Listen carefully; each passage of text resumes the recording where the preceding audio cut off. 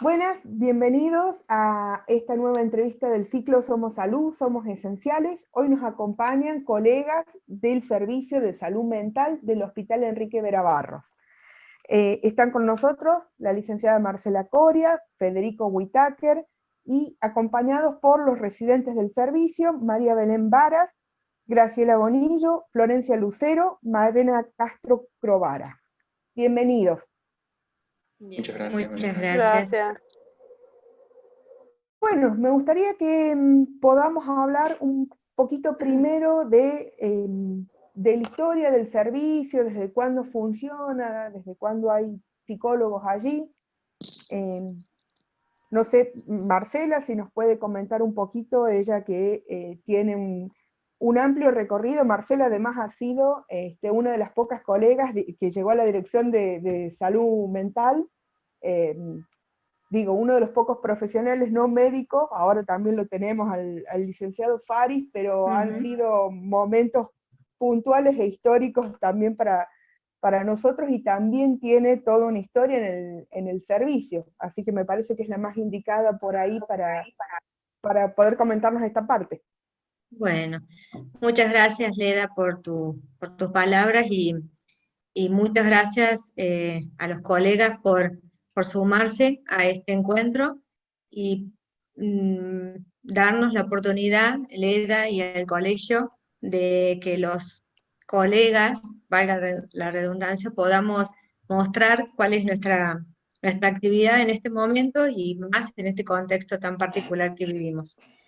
El servicio de salud mental es un servicio que depende del Hospital Enrique Vera Barros, que tiene una población de cobertura bastante amplio, porque recibe a la población tanto de capital como del interior y a veces también de otras provincias cercanas.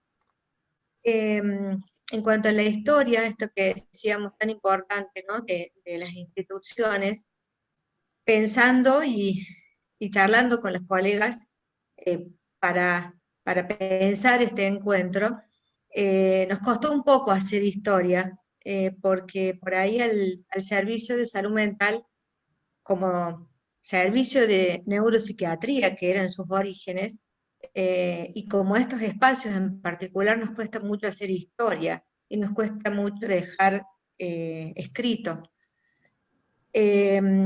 Lo que pudimos recabar, las colegas residentes están haciendo un trabajo muy lindo en relación a eso, ya seguramente lo presentarán oportunamente, pero lo que pudimos recabar es que aproximadamente hace 45 años estaría en función el servicio de neuropsiquiatría en sus orígenes, que funcionaba en el Hospital Viejo y estaba constituido por lo que era la parte de psiquiatría y la parte de neurología en conjunto. En cuanto a la participación de colegas psicólogos en el servicio, fue desde sus inicios que hubo colegas, solo que eran menos. En ese momento, la colega que nos representó durante muchos años fue la licenciada Betty Ruárez, que terminó jubilándose en el servicio, y bueno, hay muchas historias y muchos casos acompañados por ella. Luego se incorporaron otros colegas, a quien yo tuve la oportunidad de conocer y compartir. Colega también que está en el colegio es a la licenciada Mercedes Cáceres, que luego ella se va, y bueno, me incorporo yo, y otros colegas más como Federico, en este momento el licenciado Scalisi y la licenciada Eva Corso, que están como personal del servicio, junto con los residentes, colegas que nos acompañan desde el año 2013, cuando a través de la formación de la RISAM se incorporan más colegas al servicio de salud mental. Actualmente del servicio hay 4 psicólogos con diferente situación contractual, pero del servicio, y 10 colegas residentes de diferentes años, ¿no? No recuerdo en este momento, por ahí las compañeras podrán decir a lo mejor, pero de primero, de segundo y de tercer año. En cuanto a este recorrido que decía Leda, el servicio de neuropsiquiatría se llamó así por muchos años, estando en el Hospital Viejo y luego donde está actualmente. Y a partir del año 2014 se le cambia el nombre a Servicio de Salud Mental, esto en el contexto de la Ley Nacional de Salud Mental, que eh, llevaba, ¿no? Después de 4 años de su promulgación y reglamentación, un cambio de nombre, como para poder empezar a significar ese lugar desde otro lugar. Desde ese momento se llama Servicio de Salud Mental. Se sacaron las letras, que históricamente hay fotos, tendríamos que sumarlas, de neuropsiquiatría. Todavía a 6 años no le hemos podido poner el nombre Servicio de Salud Mental, pero bueno, sabemos todos que la salud mental es un proceso de construcción, de desafíos, de nuevos paradigmas, y en ese proceso estamos todavía con los colegas. Bueno, el servicio, mis colegas van a contar un poco cómo hemos estado trabajando en este tiempo, no ha dejado de brindar servicio en todo este tiempo tan intenso y atípico que hemos vivido, haciendo algunas adecuaciones para dar respuesta respetando los protocolos y el cuidado tanto del personal como de todos los usuarios que llegan al servicio. Así que bueno, le doy espacio a mis compañeros para que puedan decir. La verdad que es un placer poder compartir con todos ustedes y seguir haciendo salud mental desde cada uno desde su lugar. Muchas gracias, Marcela. Federico, ¿querés comentarnos un poco cómo es el rol, el trabajo de ustedes allí en el servicio? Porque digo, comparten con el resto del equipo, donde hay psiquiatras, hay terapistas ocupacionales. Contame un poco, por favor, cómo es el rol de ustedes ahí dentro del equipo. Bien, bueno, digamos que el rol nuestro ha tenido, como todos los roles profesionales, han tenido modificaciones de tipo introspectivas, donde hemos tenido que variar no solamente la capacidad profesional técnica con la cual intervenimos, sino también una posición personal respecto de esto, ¿no? Porque, digamos, nosotros vamos a trabajar también atravesados por este aislamiento, ¿no? Por esta situación de no poder ver a nuestra familia, con esta situación de estar en riesgo constante. Entonces, es una variable importante a tener en cuenta a la hora que nosotros intervenimos, porque uno no se da cuenta hasta que sale de una guardia o sale a atender pacientes y se da cuenta que vio a 2 pacientes quizás, pero siente que atendió como 10, ¿no? Principalmente, bueno, o anteriormente a la pandemia, teníamos, digamos que diversas funciones, ¿no? No solamente en términos de contención, escucha, intervención y trabajo interdisciplinario con una planificación terapéutica, sino que también, bueno, esta forma nos veíamos tantos pacientes en consultorio, en urgencias o emergencias en el hospital, o en modalidad internado si teníamos que ya realizar un tratamiento psicoterapéutico de rehabilitación y una posterior reinserción social. Sin contar que hacíamos evaluaciones, regresión de capacidad, al momento se hicieron pericia. Bueno, la verdad es que hay muchas formas de intervención del rol del psicólogo, sobre todo y con una modalidad que cambia bastante en torno a que uno cuando ingresa a este servicio tiene que tener en cuenta que es como el último bastión de guerra de una serie de batallas que se vinieron dando en muchas otras instituciones, en muchas otras localidades de la provincia. E inclusive me voy a animar a decir, porque tuvimos pacientes en muchas otras provincias y en las periferias de esas provincias que les queda mucho más cerca venir a nuestro servicio en la capital que irse a la capital de sus respectivas provincias. Entonces, sabemos que cualquier demanda que podamos tener y cualquier intervención como psicólogo se ve notablemente, digamos, intensificada, ¿no? Por ser un poco, un poco más poético, metafórico, ¿no? Donde sabemos que todo representa un desafío, no solamente desde la intervención y el tratamiento, sino también la intervención con la familia, ¿no? Porque son familias que por lo general también vienen con una situación si no es similar porque tiene alguna cuestión muchas veces que atraviesa el paciente o porque el paciente mismo también le va generando esto, ¿no? A través de este momento ¿no? del cambio de modalidad de que nos exigía esta pandemia, esta situación sanitaria, yo pensaba en dos cosas, ¿no? Una que tiene que ver con la pérdida de movilidad que tenemos con respecto al campo, al territorio, que no es menor. Y otra cosa muy importante es la incapacidad de reunirnos en grupo, ¿no? Entonces, en este sentido, profesionales como los trabajadores sociales y la terapia ocupacional se ven seriamente afectados. Entonces, se condensa todas las intervenciones que podíamos hacer en un consultorio con muy pocos profesionales. Entonces, sentimos, yo creo que cuando uno va pasando las diferentes etapas, sentimos muchas veces esa falta de apoyo, soporte que teníamos, ¿no? Que, por ejemplo, nosotros podíamos derivar algunas problemáticas en un hospital de día, podíamos derivar algunas problemáticas a una evaluación que no la podíamos hacer con el trabajador social, en las visitas sociales, ¿no?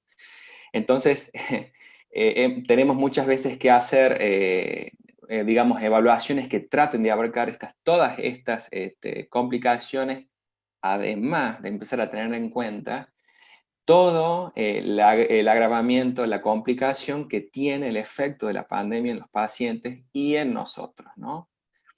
Porque yo creo que entrar ahora al internado, entrar ahora al área de crónicos o agudos que tenemos, porque también atendemos pacientes con COVID positivo, hemos recibido pacientes con COVID positivo y creo que nunca obviamente nos ansiogenizó, nos entró sobre todo al principio cuando no sabíamos mucho la enfermedad, cómo iba a impactar nuestra población. Era mucha la angustia, era mucha la ansiedad que nos generaba cuando llegamos a nuestra casa y si habíamos traído el virus encima, ¿no? Y por más protocolo veíamos que había tantos contagios y era un desgaste emocional bastante grande, ¿no?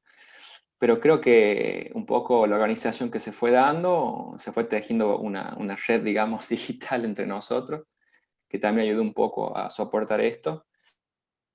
Pero bueno, se condensó, se simplificó mucho la atención y la intervención, no solamente en la evaluación y sobre todo en el seguimiento, que creo que eso es una deuda que tenemos como profesionales, pero que también con la situación sanitaria no podemos hacer un seguimiento de rehabilitación tan profundo como lo hacíamos antes. Pero bueno, creo que esas son un poco los roles y las incumbencias. Voy a agregar una cosita más que después le van a explayar uno de mis colegas, que es el tema de que se abrió toda la línea digital de atención, ¿no? Con un celular que tenemos en el servicio, con un número de WhatsApp. No voy a explayar mucho en esto, sí lo que voy a plantear es que de alguna manera se realizó algún tipo de intervención preventiva, diría yo, ¿no? Por lo que muchas de las patologías que tenían un sentido de agravante para el paciente, porque el paciente que las vive siempre es grave, siempre es terminal, siempre es lo último, ¿no? Entonces tenemos que entender ese lugar, porque además esto se ve agravado por esta situación. O sea, perder de puntos de apoyo social donde contábamos con lugares de encuentro, de trabajo, de transporte. El hecho de uno dice, bueno, salir a comprar la verdura de la esquina, uno no sabe lo importante que es hasta que lo pierda, ¿no? Y bueno, y muchas veces hacíamos intervenciones telefónicas también, ya sea por llamada de WhatsApp o por chat, que muchas veces generaban por ahí mismo, muchas veces derivaciones a centros de salud más cercanos que las pacientes no sabían que tenían, o ya tratamos de programar un turno para una atención con uno de los profesionales dentro del consultorio, que hace poquito se volvió a habilitar la atención ya en consultorio. Muy bien, muchas gracias, Federico. Belén Varas, ¿querés comentarnos un poquito esto sobre el modo de trabajo, digamos, previo a la pandemia y con posterioridad? Me parece, sin duda debe haber habido varias modificaciones en esto de que hay, digamos, a ver, es una población de riesgo, los usuarios que están internados ahí, no sé si físicamente, pero por lo menos digo, respecto de tomar las medidas de seguridad y todo, me imagino que debe ser complicado, así que, bueno, no sé si me quieren comentar un poco un poco más en detalle cómo se ha modificado el trabajo. Bueno, respecto a la actividad sobre el abordaje que se hace en el servicio de salud mental, tenemos en cuenta que siempre es interdisciplinario. Esto quiere decir que hay diferentes profesiones para atender al paciente de una manera más integral. Principalmente, antes de la pandemia, estos abordajes se hacían en el internado, en las guardias para las urgencias, que siempre son guardias de 24 horas, y también en consultorio externo, que iban pacientes, se hacía servicios también de admisión, ¿no? Había un programa de admisión para detectar hacia qué profesional, si había que derivar o no. Con la pandemia y la emergencia sanitaria, se vio modificada esta modalidad de abordaje porque bajo fase 1 era un poco más complicado que los pacientes pudieran asistir al servicio a control, por ejemplo, a control más bien seguidos, si se quiere, ¿no? Por lo que se suspende el consultorio externo para evitar la circulación de las personas y del virus. Y se comienzan a hacer abordajes más fuertes en el internado, donde los usuarios al principio no comprendían qué era lo que estaba pasando. Había usuarios que salían a hacer sus compras, por ejemplo, o iban al centro por alguna ocasión. Todo eso se vio restringido para ellos, entonces les era muy difícil comprender, por lo que se plantea un abordaje de psicoeducación en un principio, hasta que pudieran comprender. Estaban muy demandantes en todas las guardias, no mencionaban al virus hasta que comenzaron a tomar un poco más de dimensión, que era contagioso, que traía varias consecuencias. Pero bueno, todos estábamos pendientes de estas situaciones en el servicio, principalmente atendiéndolos, conteniéndolos verbalmente, mucho esfuerzo en eso. Pacientes que venían por demanda espontánea no podían ser atendidos, no teníamos consultorios para atenderlos, por lo tanto intentábamos derivarlos a otros centros de salud en donde sí lo estuvieran haciendo. Brindábamos los teléfonos que son de accesibilidad pública para que pudieran desde sus casas comunicarse, ¿no?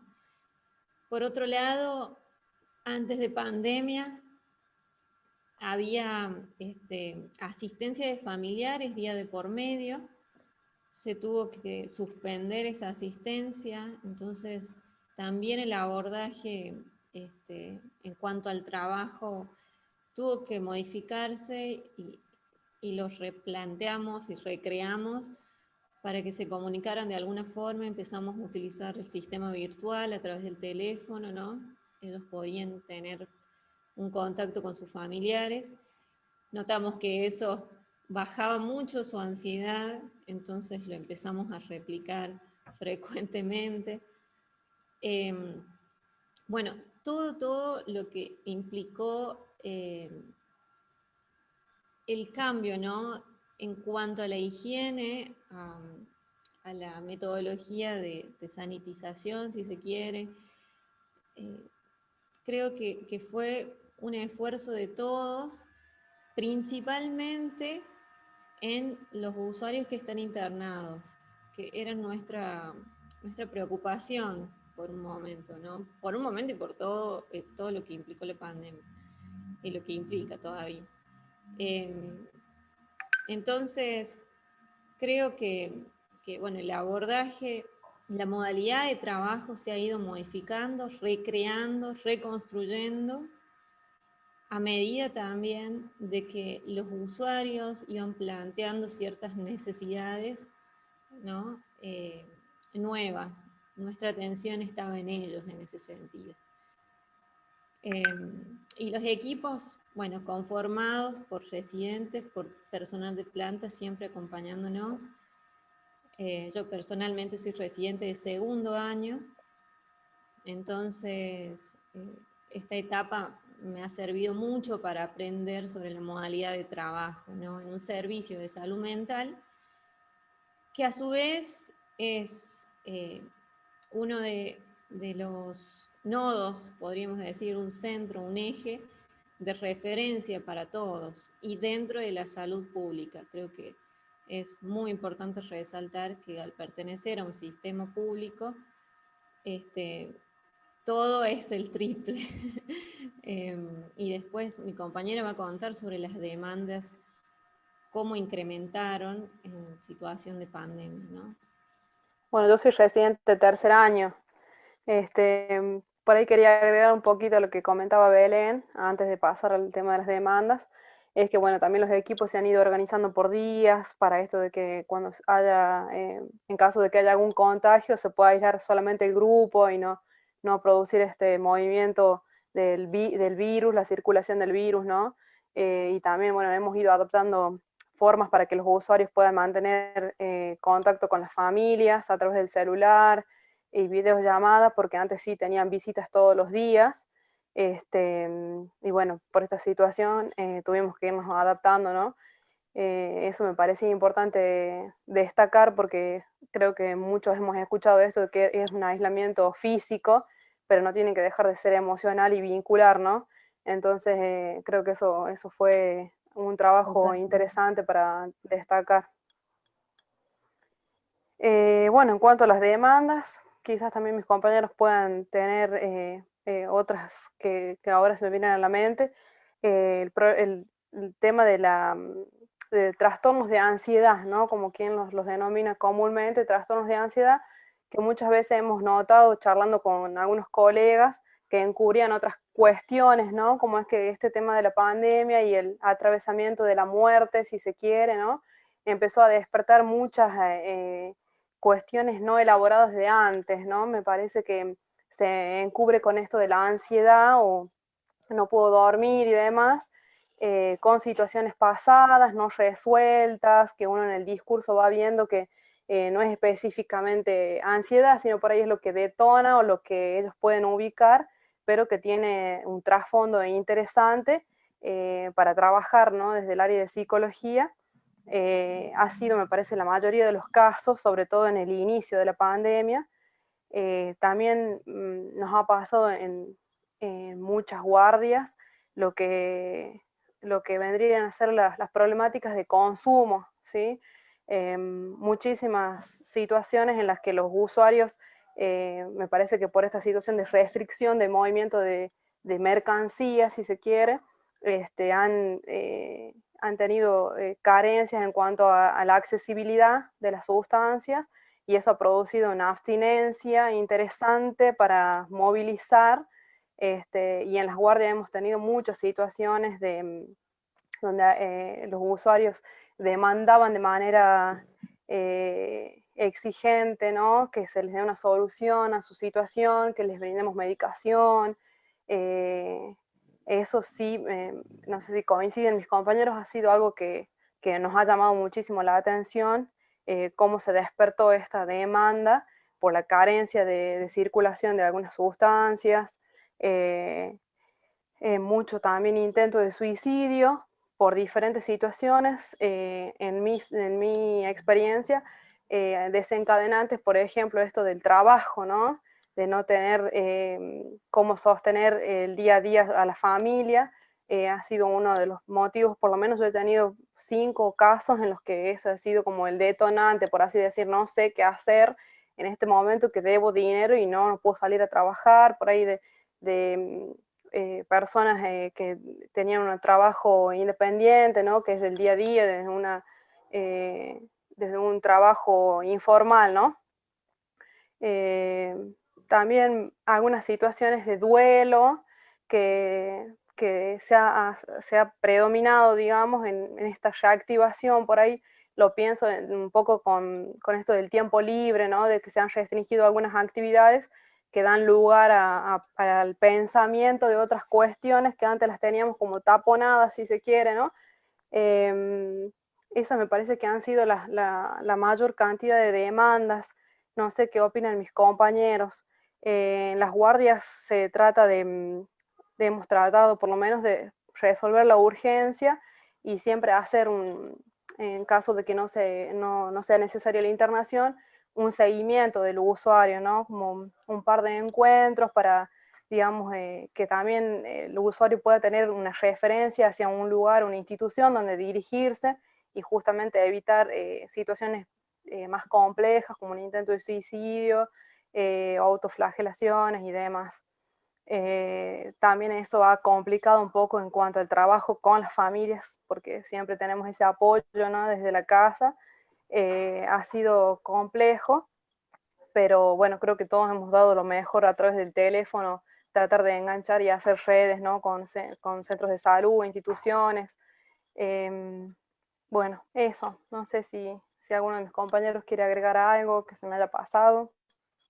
Yo quisiera agregar dos cosas nomás que van en línea con esto, ¿no? Y un poco también lo que se viene hablando, ¿no? Primero, que es esta falta de apoyaturas en lo social, ¿no? De cuestiones cotidianas que hacen, de soporte, ¿no? Uno no concibe esto y lo ve en términos empíricos de ir y volver, ¿no? De fáctico de estar en un lugar. Pero esta idea de estar en el lugar, ¿no? Esta idea que va enlazada a un afecto que genera todo un soporte, ¿no? Al estar, el hablar con el panadero, el kiosquero me conozca y diga mi nombre.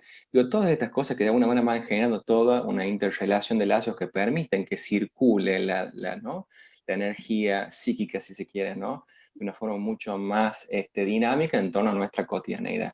Eso por un lado. Y sumando a esto y lo que decía también Graciela, de pronto esta exigencia, cortar todos estos canales y compulsivamente vivir con un grupo familiar que muchas veces desconocía, ¿no?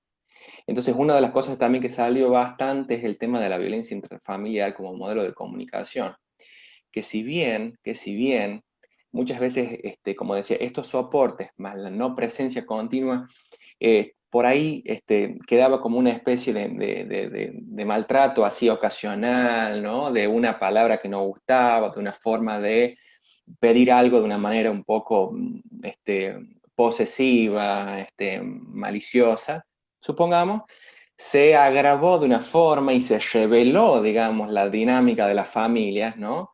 Porque se veían compulsivamente expuestos a todo el día, todos los días, tener que poner en juego ese lazo afectivo que tenían, ¿no? Entonces, conjugando, articulando con lo que decía Graciela, estos trastornos de ansiedad, esta falta de trabajo que no es menor, esta falta también de ingresos, porque pueden tener trabajo, pero muchas veces los ingresos se habían disminuido, estos trastornos de ansiedad que a modo de mascarilla facial mostraban, digamos, el último punto de una trama, ¿no? de patología o de conflictos, se veían, digamos, seriamente agravados por esta falta de circulación de afecto, ¿no? Porque ya no había previamente, o porque a partir de esto que decía Graciela se empezó a generar, ¿no? Y ustedes asisten población de adultos, ¿no es cierto? Sí. Sí, es población de adultos, pero digamos hay una franja que queda ahí medio como desprotegida, si se quiere, que es la adolescencia, ¿no? Pero sí el servicio recibe las urgencias y después se trata digamos, hacer la derivación o que haya un abordaje más específico en los adolescentes, pero sí, la demanda se recibe desde los 15 años en adelante. Como decía, se trata de resolver la urgencia y luego derivar para que los usuarios tengan un tratamiento específico para su franja etaria. Como vienen mencionando mis compañeros, a partir de marzo, con todo esto de la declaración de la cuarentena y el inicio de esta pandemia que nos atraviesa a todos, el servicio, por supuesto, se vio, como toda institución, alterada, digamos, la modalidad con la que veníamos trabajando. Y se hicieron como que los cambios más relevantes los tuvimos en la parte edilicia, ¿no? Porque la realidad es que nosotros también tuvimos que asistir estábamos todos en cuanto al riesgo, ¿no? de esta enfermedad, teníamos que asistir aún sabiendo que correr el riesgo de que habían pacientes que podían presentar esta enfermedad. Entonces, realmente realmente fue un trabajo bastante arduo, porque era una reorganización, ¿no? Tanto desde lo edilicio como en cuanto a las modalidades de trabajo, y me interesaría destacar eso, ¿no? Como equipo, somos un equipo interdisciplinario, desde quien es nuestra jefa del servicio, como así también todo el equipo de planta, es aunar criterios y tratar de tener, consensuar para poder ver cómo continuamos, ¿no? Porque si, teniendo en cuenta todo lo que venimos escuchando que plantearon mis compañeros, si a nosotros no nos costó bastante esta reorganización desde lo edilicio y desde las modalidades de abordaje, claramente esto lo podemos visibilizar también en la población, ¿no? Que nos va llegando y las demandas que nos va llegando.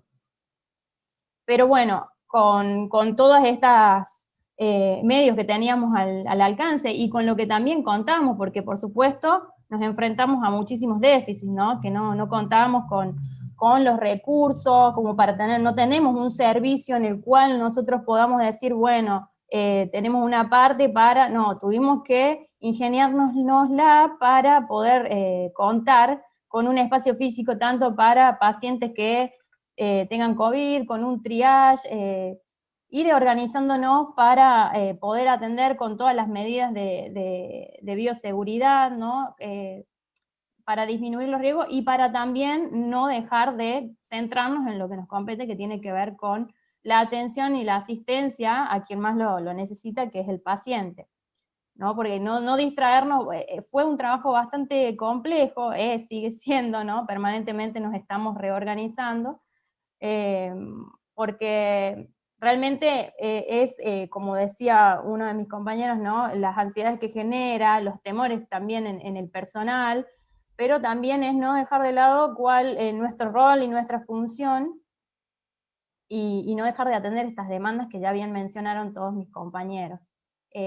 Bueno, contamos, como les escribí, incorporamos un triage en donde se cumple con todo lo que son los protocolos, ¿no? Una sanitización, control de signos vitales, como en primer momento, para poder atender a estas demandas. Luego, bueno, de acuerdo, también se contaba en un principio era bastante complicado el tema de hisopar a los pacientes, y era toda una cuestión de tener que enviar a la Guardia Central que lo hisopara. Bueno, la verdad es que nosotros trabajamos con la urgencia que tiene que ver con salud mental, y a veces no podíamos asistir de manera inmediata a esa urgencia, ¿no? Entonces, por todas estas cuestiones. Pero a medida que fue pasando el tiempo, pudimos ir reorganizándonos, y ya desde el mismo servicio pudimos dar respuesta a esas demandas y a esa asistencia, ¿no? En un primer momento, contar con un triage en donde se pueda hacer los hisopados, donde podamos tener los resultados de manera de también hacer una subdivisión dentro del internado, donde por un lado teníamos a los pacientes que podrían ser sospechosos de COVID, y por otro lado resguardar a nuestros pacientes que están en el internado también, y para que justamente ellos no tengan que padecer esta enfermedad, ¿no? Bueno. Bien, muchas gracias, Malena. No. Florencia, ¿querés comentarnos cómo ha sido el trabajo en red? Hace rato hablaban de a veces la necesidad de derivar, digamos, de que parte del seguimiento se hacía en el servicio y a veces se requería derivar algunas demandas. ¿Querés contarnos más o menos con qué instituciones en general Sí. suelen trabajar? Bueno, sí, Leda.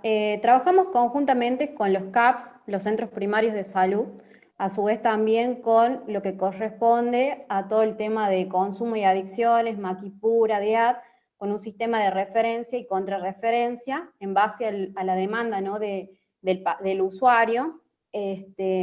Bueno, se evalúa, se hace una evaluación pertinente, a qué zona pertenece, y en base a eso se va haciendo lo que es la derivación correspondiente. Bueno, en mi caso yo también estoy en lo que es el Centro Primario de Salud San Vicente, y trabajamos también con todo lo que es el tema de la virtualidad, conjuntamente con otras colegas, y bueno, así fuimos como trabajando en equipo y referenciando, y a su vez también desde los CAPS llegan a nosotros casos o se comunican porque de acuerdo a la evaluación por ahí se requieren o ven que se considera una internación o una evaluación más pertinente o más interdisciplinaria. Me parece importante resaltar que el equipo interdisciplinario está formado por un psiquiatra, un psicólogo, un trabajador social y un terapista ocupacional, y el trabajo en equipo y de apoyo también que tenemos conjuntamente, que como bien decían mis compañeros, este último tiempo se fue reduciendo a máximo 4 personas por guardia, sí o sí con la presencia de un psiquiatra, un psicólogo, bueno, iba variando lo que es trabajo social y terapia ocupacional. Contamos con lo que es un teléfono fijo al cual se puede comunicar toda la comunidad, que es el 4427-889, después si quiere lo planteamos en el flyer, y a su vez también, como bien decía el licenciado Whitaker y otra de mis colegas, con un celular, el cual sirve para hacer una consulta, el cual es 380-04-79-2040, en el cual no solo pueden preguntar acerca de si hay alguna asistencia, que generalmente se pregunta si hay alguna asistencia psicológica o psiquiátrica, sino también lo utilizábamos a manera de contención con los pacientes del internado, de esto de poder comunicarse a través de la virtualidad, ya que no había contacto con la familia, pero a manera de lo físico, digamos, sí, de esto de poder de alguna manera contactarse por una videollamada, por una llamada, y saber que está la familia, que se preocupa, más en los casos que tienen que ver con, por ahí los pacientes que estaban contagiados y que era para ellos, sobre todo el tema del aislamiento, muy difícil de comprender y hacerles entender.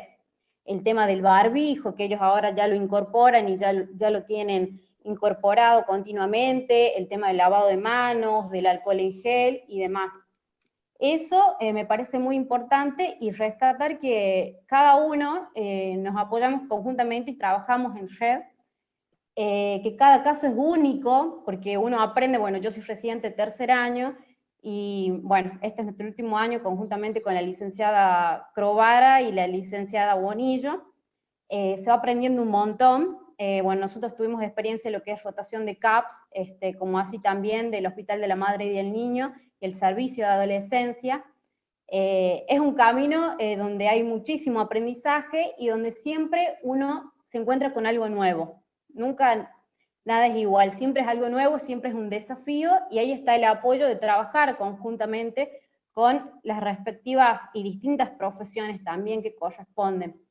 Eso, y me parece muy importante también tener en cuenta esto de que no hay salud sin salud mental, yo siempre lo repito, que me parece muy importante, que tenemos que tener en cuenta que la persona es un sujeto de derecho y que va mucho más allá de todo. No sé si mis compañeros quieren agregar algo más. Sí, como para ir cerrando, igual si me olvido de algo, lo sumamos. Pensando, ¿no? Mientras escuchaba a las compañeras y el compañero, este ha sido un mes especial para nosotros, porque era el día del psicólogo y era el día de la salud mental también, y todos los colegas y todas las instituciones y toda la comunidad se vio atravesada, ¿no? Por toda esta situación tan fuerte que vivimos. Y creo que la verdad que a pesar de las dificultades, Leda, como nuestra presidenta del colegio, sabe las luchas que ha tenido que dar para la habilitación de nuestra práctica, etcétera, etcétera. Los protocolos, ¿no? La elaboración del protocolo para atención y prevención de todos los riesgos, etcétera, etcétera. Como en todas las instituciones, porque he tenido la oportunidad de ver los otros vivos de los colegas, cómo con gran esfuerzo todos fuimos acomodándonos para seguir dando respuesta a los usuarios que tienen algún padecimiento mental agudo o crónico, más de lo existencial, como puede ser la ansiedad y la angustia por esta situación de aislamiento como trastornos mentales severos, ¿no? Nosotros trabajamos mucho con pacientes con trastornos mentales severos, psicosis, trastornos de la personalidad, sujetos con conflictivas psiquiátricas muy complejas que requieren de mucho tiempo de tratamiento y que en este contexto era muy difícil por ahí recibir atención en los lugares más cercanos.